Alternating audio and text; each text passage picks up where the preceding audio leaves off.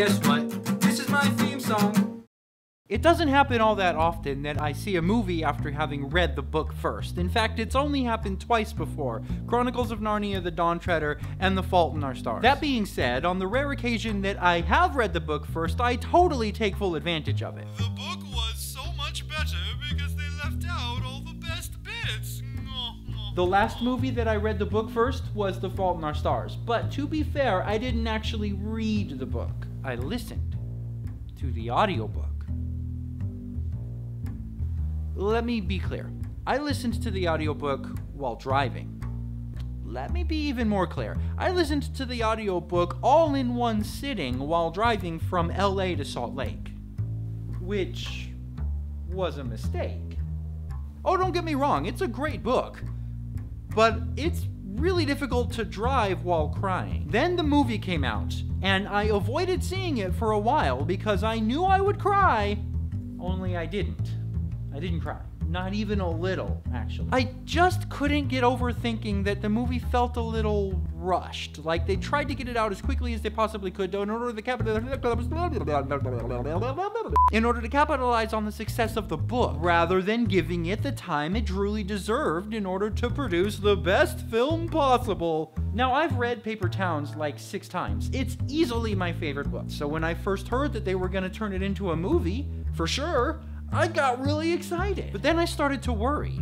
Are they gonna do the same thing they did with The Fault in Our Stars and just rush the movie out quickly in order to capitalize on the success of the John Green brand? And not only does the trailer feel like that's kind of what they did, but also on the Vlogbrothers channel, it kind of maybe felt like production didn't take very long. But that in and of itself is not the full reason why I'm not really looking forward to it. As some of you may know, if you follow my channel, I am also a filmmaker. And as a director, I have not just a visual mind, but what you might call a cinematic mind. Now, part of what that means is while I'm reading a book, I picture in my head what the movie would look like if I were to direct it, how each shot might be composed, and how each sequence of shots might play out. In the trailer for my short film, Time, you can get a good idea for how I utilize my cinematic style. Plenty of depth of field, creative angles, a plethora of coverage, and a technique that I'm quite fond of that I call boxing, where I use objects in the foreground and the background to create a frame for the subject smaller than the shot itself. By the way, that's the 10th Doctor, if you couldn't tell. Whenever I read Paper Towns, my head movie plays out in a very dramatic way that's beautifully tragic. But the trailer doesn't play out anything like I imagined in my head movie, which brings me to the real thick of it.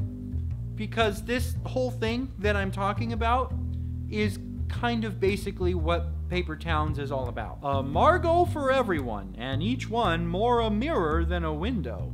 I guess I just fell in love with the idea of the movie and built it up so much in my head that the actual movie couldn't possibly live up to it. So I can't help but find this whole situation rather ironic. Which is why, when the movie comes out, I will go see it. But I'm still gonna be that guy that points out all the good bits that got left out.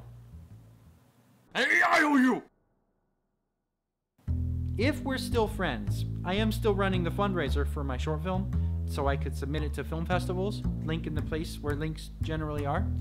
I would really appreciate it if you went and visited the campaign page, maybe spread it around a little bit. Thank you very much. If we're still friends, hopefully we're still friends. I'd still like to be your friend. Thank you for watching The Easily Amused Group, the show that turned down the bass player from the Millionaires.